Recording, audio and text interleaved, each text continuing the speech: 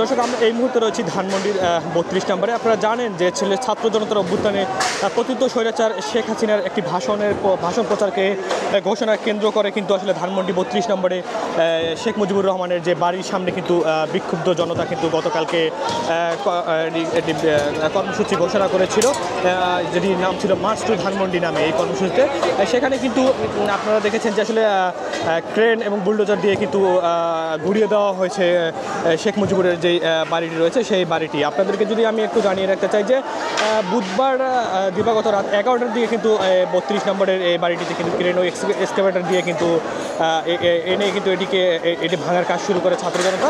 এবং আমরা যদি বলি যে রাত 2টা পর্যন্ত তারা কিন্তু এই ভাঙার কার্যক্রম চলে, কিন্তু আপনারা দেখতে পাচ্ছেন যে আসলে 2টা পর্যন্ত ভেঙেই কিন্তু আসলে সমাপ্ত হয়নি। এখনও পর্যন্ত কিন্তু এই বাড়িটি কিন্তু ভাঙা চলছে এবং যে যার মতো কিন্তু রড এবং লোহার যে ইস্পাতগুলো আছে বা বিভিন্ন মালামাল রয়েছে, উৎসুক জনতা কিন্তু সেগুলো এখনও পর্যন্ত ভেঙে কিন্তু নিয়ে গেছে।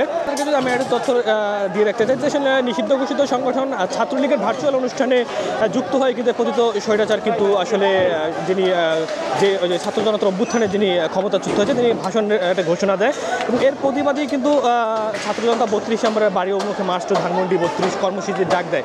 এখানে আসলে আমি যদি আপনাদেরকে একটু জানিয়ে রাখতে চাই যে আসলে সরজমিনে যেমনটি দেখা গেছে যে গতকালকে কিন্তু সন্ধ্যার আগে থেকেই ছাত্র জনতার খণ্ড খণ্ড মিছিল ধানমন্ডি ৩২ নম্বরের সড়কের আশেপাশে কিন্তু জড়ো হতে থাকে এবং রাত 8টার পরেই কিন্তু ছাত্র জনতা এক পর্যায়ে সেখানে দরজা ভেঙে বঙ্গবন্ধু ভবনে ঢুকে পড়ে এবং তাদের তারা ভাঙচুর শুরু করে এবং অনেক দরজা ঝালনা কিন্তু তারা খুলে ফেলে এবং নিয়ে যায় এবং অনেকে কিন্তু আপনারা দেখেছেন যে বিক্ষুব্ধ জনতা তারা কিন্তু ইট খুলেও নিয়ে গেছে এবং সেখানে আগুন ধরিয়ে দিয়েছে। ধানমন্ডি ৩২ নম্বর সড়কের 10 নম্বর যে বাড়িটি সেখানে কিন্তু 1975 সালে 15 আগস্ট নিহত হওয়ার আগ পর্যন্ত কিন্তু এই বাড়িতে শেখ মুজিবুর রহমান ছিল এবং পরবর্তীতে কিন্তু এটি বঙ্গবন্ধু স্মৃতি জাদুঘরে রূপান্তরিত করা হয়। কিন্তু গত 5ই আগস্ট শেখ হাসিনার নেতৃত্বাধীন আওয়ামী লীগ সরকারের পতন ঘটে এবং তারপরেই কিন্তু এই অভ্যুত্থানের 6 মাস পেরিয়ে প্রায় 6 মাস পূর্ণ হলো এবং এই নিষিদ্ধ একটি সংগঠন গতকাল রাত 9টায় কিন্তু তাদের ফেসবুক পেজে শেখ হাসিনা ভাষণ প্রচার করবে এমন তথ্যকে কেন্দ্র করেই কিন্তু আসলে এই বুধবার দিনভর কিন্তু সামাজিক যোগাযোগ মাধ্যম সরগরম এবং বৈষম্যবিরোধী ছাত্র আন্দোলনে অংশ নেওয়া ছাত্র জনতা ও অনলাইন অ্যাক্টিভিস্টরা কিন্তু মার্চ টু ধানমন্ডি ৩২ কর্মসূচির ঘোষণা দিয়েছেন এবং সেই ঘোষণা অনুযায়ী কিন্তু ধানমন্ডিতে ভাঙচুর চালা হয়েছে। আপনারা দেখছেন যে আসলে এখন পর্যন্ত কিন্তু সে ভাঙচুরের কার্যক্রম চলছে এবং উৎসুক জনতা যে যার মতো পারছে যেখান থেকে কিন্তু মালামাল লুট করে নিয়ে যাচ্ছে এবং যে পরিস্থিতি এবং কিছুক্ষণ আগেই আমরা দেখেছি আপনাদেরকে দেখানোর চেষ্টা করছি আসলে ক্রেন দিয়ে কিন্তু ভাঙার চেষ্টা করছে এবং এখন থেকে আপনারা দেখছেন যে এখনও পর্যন্ত ভাঙচুর চলছে এবং আপনাদেরকে যদি আমি একটু জানিয়ে রাখতে চাই আসলে মানে এই ধানমন্ডির বাড়িটি কিন্তু একেবারে মানে যে অবস্থা তাতে নিশ্চিহ্ন করে দেওয়ার আগ পর্যন্ত হয়তো উৎসুক জনতা থামবে না এমনটি কিন্তু এখন পর্যন্ত পরিস্থিতি। আমরা দুইজনের সাথে কথা বলবো, জানার চেষ্টা করবো তাদের ক্ষোভের কথা। এই বাড়িটা it was the mastermind planners house of fascism in Bangladesh. Mastermind planners house আমি বলি, ওখান থেকে ওই সময়তে ফ্যাসিজম উনি ডেমোক্রেটিক মুভমেন্ট করছে আগে আফটার 72 আর 74 উনি বাকশাল এক ব্যক্তি এক রাষ্ট্র সেম সিস্টেম। এই 2009 পর দিকে শেখ মুজিবের বন্দনা করো, ঘুমোতে উঠতে আল্লাহ খোদার নাম দরকার নাই, তার নাম বন্দনা করো, ফুল শেখ মুজিব দাও, তারপর শেখ হাসিনা আছে।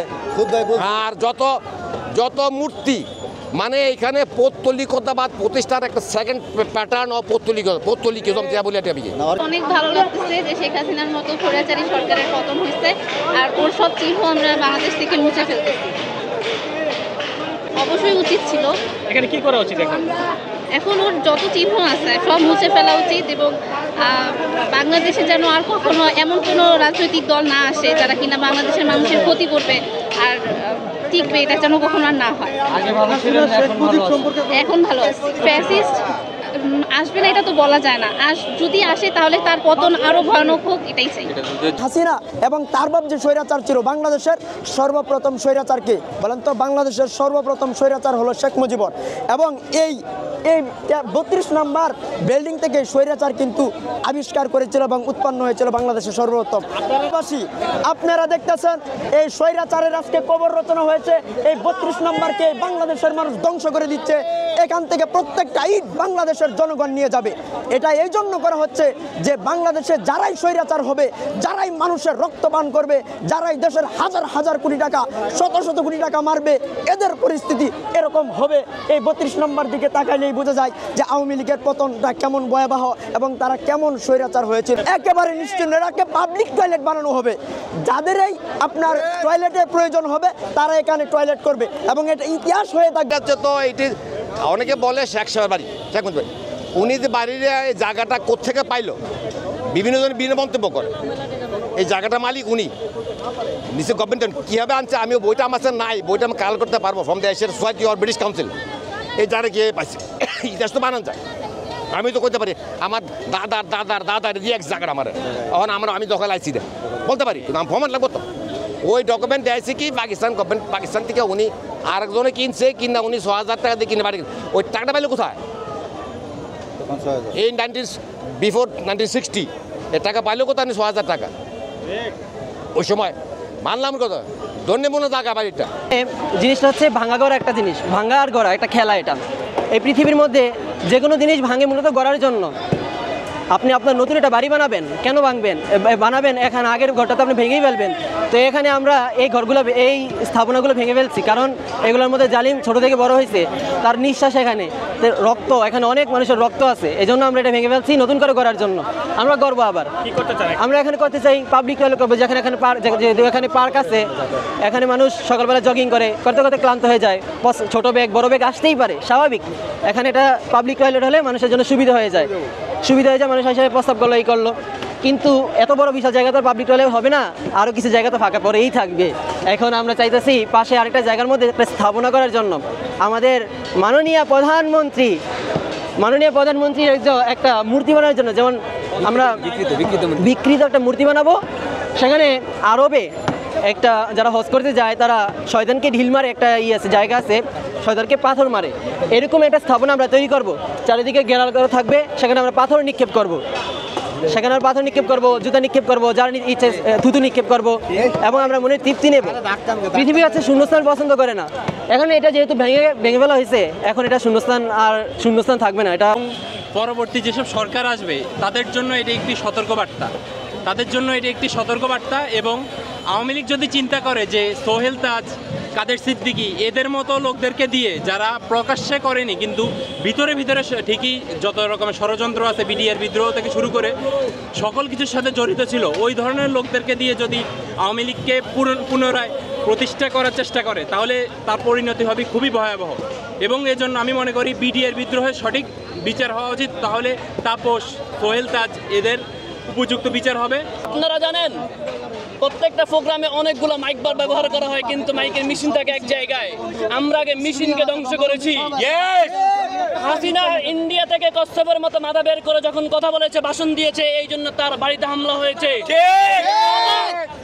আবার তার কোনো দোসর যদি, আবার তার কোনো গোলাম যদি বের হতে চায়, আবার যদি কথা বলতে চায়, তাহলে শুধু 32 নম্বর নয়, বাংলাদেশে হাসিনার যত এমপি, মন্ত্রী, মেম্বার, চেয়ারম্যান, নেতা, কর্মী, আউলা বাউলা চাওলা যাদের যেখানে বাড়ি, পাবলিক টয়লেট হবে শেখ হাসিনার বাবার নামে, বঙ্গবন্ধু শেখ মুজিবুর রহমান পাবলিক টয়লেট। 32 নম্বরে খেলা হবে সব আওয়ামী লীগের লোকে, কারণ সে বাংলাদেশ বিরোধী, বাংলাদেশের জনগণের ভালো চায় না, বাংলাদেশের দেশের মাতৃভূমির ভালো চায় না, কারণ সে ভারতের উপরে নির্ভরশীল, তার বাপদাদা ছিল ভারতের উপরে, সেও ভারতের উপরে। তো আমি বলতে চাই, চাচা ধানমন্ডি 32 এমন কেন? তুমি জানো না বাতিজা? জানো তো নেই চাচা। হাসিনা বুবু কোথায়? ও আচ্ছা, ও মা ভুলেই গেছি আমি। ভারত তার পরকীয়া স্বামী নরেন্দ্র মোদীর কাছে যে উঠেছে, কি বলে রে, জানাই ছিল না। তার মানে এখন আমাদের হাসুবু আছে ভারতের নরেন্দ্র মোদীর কোলের উপরে যে বসে। অন্তর জ্বালা বাবা পুড়ে যাচ্ছে। এ ময়ূক সাহেব, আমরা কিছুই রাখতে পারলাম না, শুধু নেতা। ময়ূক সাহেব, এই তোমাকে মতো সন্তান থাকতে আমার ঘর ভাঙ্গে কেমন? বুঝছো আমার ঘর তো ভাঙ্গে ধ্বংস করে দিচ্ছি ময়ূক কইছে বাংলাদেশ নাকি থাকবে না এইখানে কি ওর বাপ দাদার বাড়ি মোরাই বাপ দাদার বাড়িটা কি কই মোরা একটু বাড়িটা ই করিয়ে দিলাম একটু ঘষা মাজা করিয়ে দিলাম আব্বা আব্বা আমরা আপনাকে বাঁচাতে পারলাম ক্ষমা করে দিয়ে জানাজাও পড়তে পারি নাই বাবা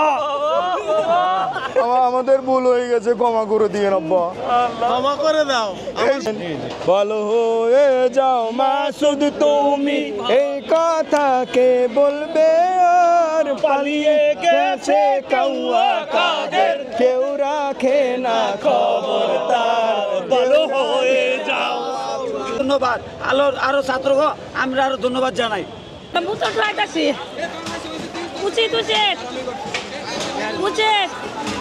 শেখ হাসিনা অনেক কোন শেখ হাসিনা জি জি জি শেখ হাসিনা কোন শেখ হাসিনা সব কিছু যখন ওদের নামে হয়েছে তাই পাবলিক টয়লেটও ওদের নামে হোক শেখ হাসিনা পাবলিক টয়লেট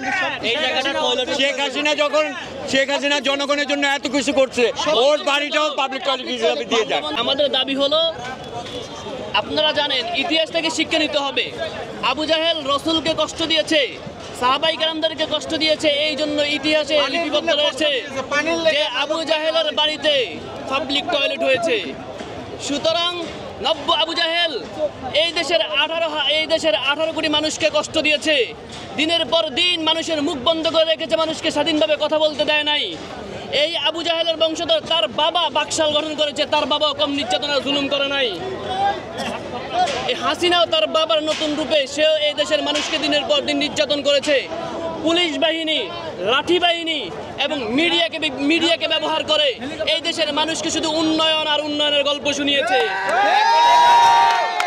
উন্নয়নের গল্প বিশ্বাসী না এই জাতি উন্নয়নের গল্প বিশ্বাসী না এই জাতি বাস্তবে বিশ্বাসী কথা বলেন ঠিক কিনা জেনারেশন জেড আমরা পরবর্তীতে কোনো সরকারও যদি নতুন করে আবার এই জাতিকে দমিয়ে রাখার চেষ্টা করতে চায় তাহলে হাসিনা 17 বছর টিকেছে তারা 17 ঘন্টাও টিকবে না ঠিক আপনারা শুনছিলেন যে আসলে উৎসুক জনতা কী পরিমাণ ক্ষোভ নিয়ে কিন্তু তারা এই পতিত স্বৈরশাসক শেখ হাসিনার যে বাবার নামে এবং শেখ মুজিবুর রহমানের যে বাড়িটি ছিল যেখানে তিনি বাস করতেন এবং পরবর্তীতে বঙ্গবন্ধু জাদুঘরে রূপান্তরিত করা হয়েছে সেই বাড়িটি কিন্তু একেবারে নিশ্চিহ্ন করে দেওয়ার লক্ষ্যে কিন্তু উৎসুক জনতা কিন্তু এইটিকে ভেঙে ফেলছে। এবং আপনাদেরকে যদি আমি আরও একটি তথ্য দিয়ে রাখতে চাই যে শুধু কিন্তু আসলে ধানমন্ডির 32 নম্বর বাড়ি নয়, ধানমন্ডিতে অবস্থিত শেখ হাসিনার যেই